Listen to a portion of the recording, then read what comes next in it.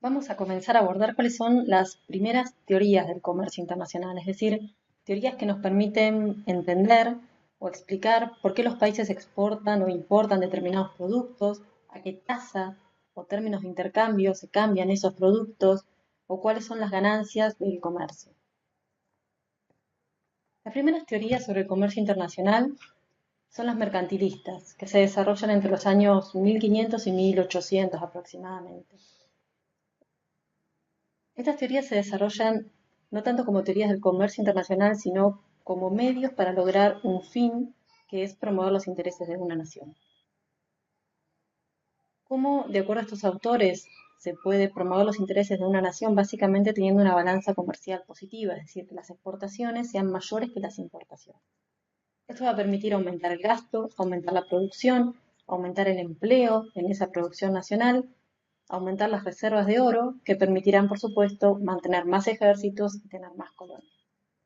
¿Cuál es la recomendación de estos autores? Básicamente, hacer todo lo posible para tener una balanza comercial positiva, es decir, promover las exportaciones y hacer lo que haya que hacer para evitar las importaciones con distintos mecanismos, como por ejemplo aranceles o cuotas. ¿Cuáles son los principales autores? El mercantilismo ha tenido rasgos particulares dentro de los países que lo han desarrollado, principalmente países europeos y Estados Unidos. Habrán escuchado a Colbert en Francia, a Thomas Moore y William Petty en Gran Bretaña, a Hamilton en Estados Unidos, Antonio Serra en Italia y muchos otros autores en distintos países. Uno puede preguntar si sigue vigente hoy. En realidad, sí. Toda idea que nosotros tengamos en la cabeza de que promover las exportaciones es algo bueno y aumentar las importaciones es algo malo o negativo para el país, tiene su origen en este tipo de ideas y algunos autores lo llaman neomercantilismo, es decir, no tanto hacer énfasis en la importancia de tener reservas de oro, de promover exportaciones y restringir importaciones para tener más oro, sino para tener más empleos nacionales, promover las exportaciones porque el empleo nacional se requiere para producirlas y desalentar las importaciones porque eso implica pérdida de puestos de trabajo. ¿Cuáles son las críticas que ha recibido este pensamiento? Son básicamente dos. Por un lado tenemos a David Hume, que es un filósofo escocés, en su tratado sobre la balanza comercial, que se considera el primer modelo económico del año 1758, él argumenta que una balanza comercial es posible solo a corto plazo y que con el tiempo se elimina en forma automática. ¿Cómo es esto? Él lo llama a este mecanismo flujo mercancía-precio y se basa en la teoría cuantitativa, que se puede estilizar como esta ecuación que tenemos aquí arriba. Esto quiere decir que el valor monetario de las transacciones, es decir, la cantidad de transacciones que hay en la economía, compra-venta de zapatos, compra-venta de alimentos, compra-venta de automóviles, multiplicadas por el precio de cada una de esas transacciones, tiene que ser igual a la oferta de dinero. ¿Qué es la oferta de dinero? Es la cantidad de unidades monetarias multiplicada por la velocidad de circulación de esas unidades monetarias. ¿Qué quiere decir? Que si tenemos, por ejemplo, 100 monedas de un peso y esas monedas cambian de mano 5 veces en un día, podemos asumir que la oferta de dinero de ese día son 500 pesos. Entonces, de nuevo, el valor monetario de las transacciones tiene que ser igual a la oferta de dinero en esa unidad de tiempo. Esta teoría se elaboró en España para explicar por qué los precios aumentaban tanto luego de la conquista de América. Y uno puede asumir que la velocidad de dinero es relativamente constante a corto y mediano plazo porque depende de factores institucionales, y también puede asumir que en esa época España estaba en una situación de pleno empleo, como muchos otros países europeos. En este contexto, una afluencia de oro y otros metales preciosos lo que va a ocasionar es un aumento en el nivel de precios. Entonces, ¿qué es lo que dice Hume? Que una balanza comercial positiva, es decir, exportaciones que superan a las importaciones, lo que va a ocasionar es una afluencia de oro a nuestro país. Este aumento en la oferta monetaria, que en ese momento estaba en el patrón oro, genera un incremento de precios y eso hace disminuir la competitividad de nuestros productos. Nuestros productos van a ser más caros en el mercado internacional. Eso desalentará las exportaciones y promoverá que nuestras empresas importen productos de otros países ya que son más baratos.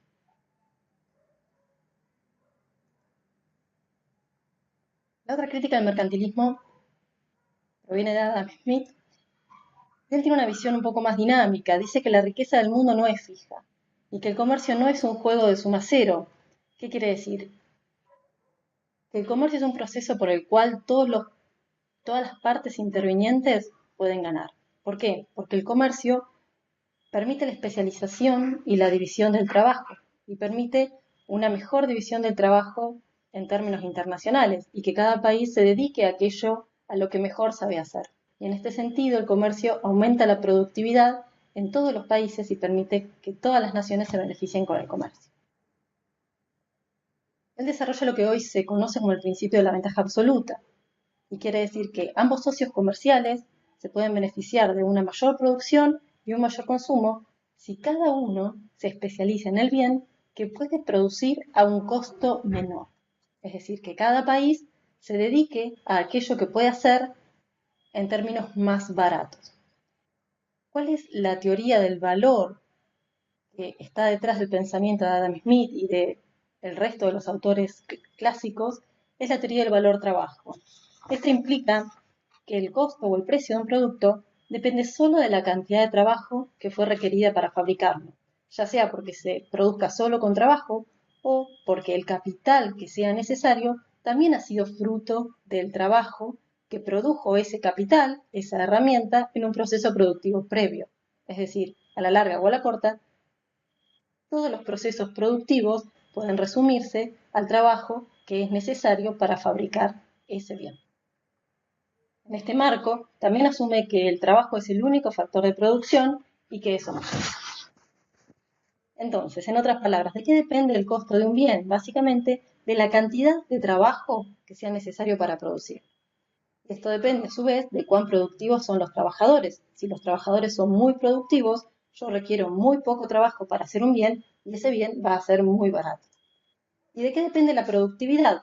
Adam Smith dice que depende de ventajas naturales, como el clima, la tierra o los minerales, es decir, los trabajadores van a ser muy productivos en la producción de trigo si la tierra es apta para producir ese bien.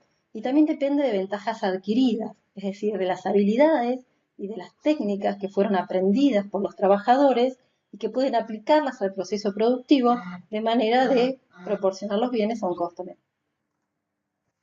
Vamos a ver un ejemplo. Imaginemos que hay dos países, Inglaterra y Portugal, y solo dos bienes, vino y tela.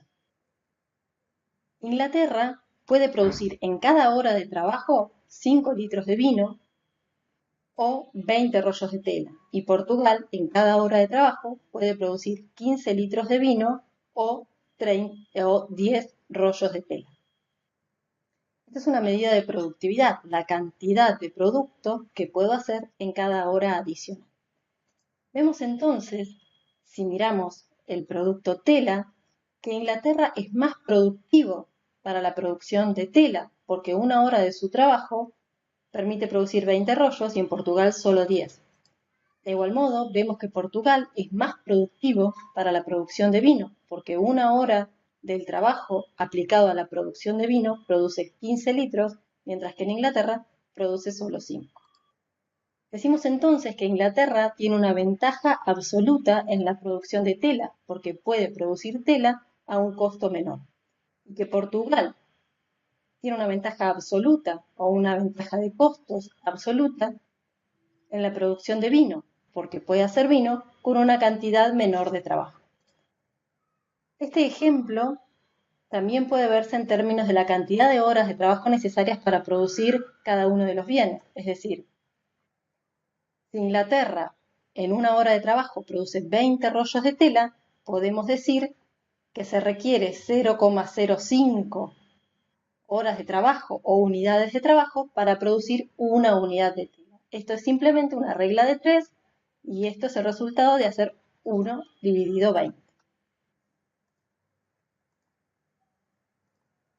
Vamos a ver un ejemplo de por qué el comercio no es un juego de suma cero, sino que puede promover el bienestar de todos los socios comerciales. Imaginemos que antes del comercio hay 200 horas de trabajo disponible en cada país que se aplican 100 a la producción de vino y 100 a la producción de tela. Sin comercio, es decir, en autarquía, con 100 horas de trabajo aplicadas a la producción de vino, Inglaterra puede producir 500 litros de vino, es decir, 100 multiplicado por 5. También puede producir 2.000 rollos de tela. Mientras que Portugal puede producir con 100 unidades de trabajo o 100 horas de trabajo, 1.500 litros de vino y 1.000 rollos de tela. La producción total disponible en el mundo de estos dos países son 2.000 litros de vino y 3.000 rollos de tela.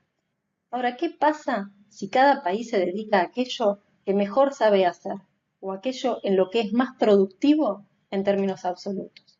Vemos que todo el trabajo en Portugal se aplicaría a la producción de vino, que es el producto en el cual tiene ventaja absoluta, y todo el trabajo en Inglaterra se aplicaría a la producción de tela, que es el producto en el que tiene ventaja absoluta. En esta nueva división del trabajo vemos que tanto la producción de vino como la producción de tela aumentan con respecto a la situación de autarquía, y esto es porque existe una mejor división internacional del trabajo. Entonces, repasando, de acuerdo a este enfoque de Adam Smith de la ventaja absoluta, ¿por qué los países exportan o importan determinados productos? Bueno, porque pueden producirlos a un costo menor en términos de la cantidad de horas de trabajo que son necesarias para producir ese bien. ¿Y por qué un país puede producir un bien a menor costo que otro? Bueno, porque tiene ventajas naturales o adquiridas, es decir, habilidades y técnicas para producir ese bien. ¿Cuál es el patrón comercial de acuerdo a esta teoría? Básicamente que un país exporta los productos en los que tiene una ventaja absoluta de costos e importa aquellos en los que tiene una desventaja absoluta de costo. Aquí Adam Smith no abordó el problema de qué sucede si un país es más eficiente en todo que el otro país, es decir, si tiene una ventaja absoluta de costo en todos los bienes. ¿Cuáles son los beneficios del comercio en este contexto? Bueno, el comercio lo que permite es una mejor división internacional del trabajo, que permite a cada país especializarse en aquello que mejor sabe hacer. Esto aumenta la productividad, aumenta la cantidad de bienes disponibles y en principio promueve un mayor consumo, porque hay más bienes disponibles para consumir por los habitantes de ambos países. Pasemos ahora al principio de la ventaja comparativa, que fue desarrollado por David Ricardo en el año 1817. Ricardo lo que hace es abordar algunas de las lagunas que había dejado Adam Smith y en particular intenta responder a la pregunta ¿qué pasa si un país es más eficiente que su socio en la producción de todos los bienes? ¿El socio más ineficiente puede comerciar? ¿Se beneficia del comercio? ¿Qué tendría que hacer? Para ejemplificar este concepto vamos a usar un cuadrito similar al anterior, pero vamos a mostrar que Inglaterra es más eficiente que Portugal en la producción de los dos bienes.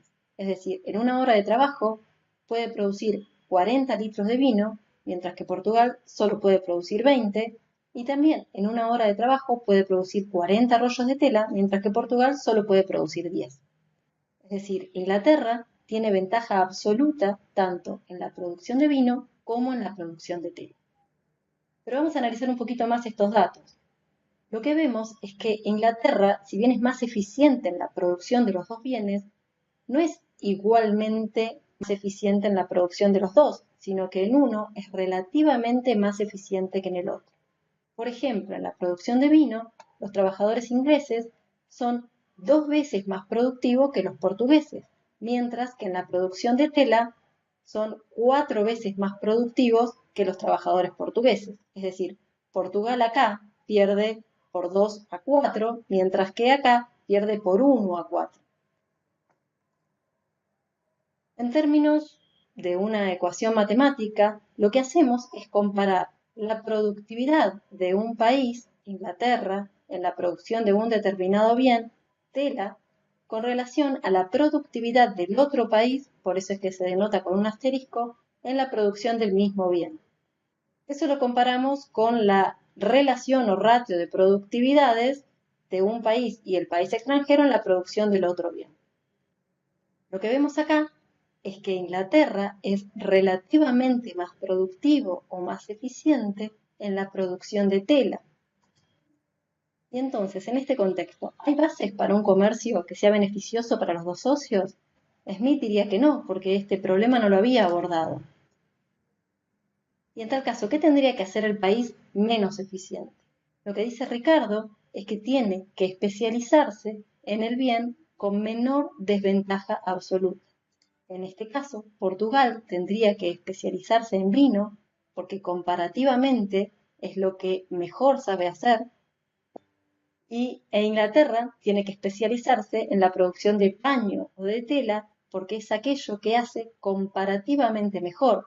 Si bien es más productivo en la producción de ambos bienes, en la producción de tela es comparativamente mucho más productivo que en la producción de vino. Ricardo elabora para esto un modelo que tiene una gran cantidad de supuestos. ¿Qué son? En principio pensamos en dos países, dos bienes y solo un factor productivo. De nuevo tenemos detrás la teoría del valor trabajo. Tenemos una dotación fija de trabajo o una cantidad fija de trabajo que suponemos que es de igual calidad o es homogéneo y que se emplea totalmente, es decir, estamos pensando en una situación de pleno empleo.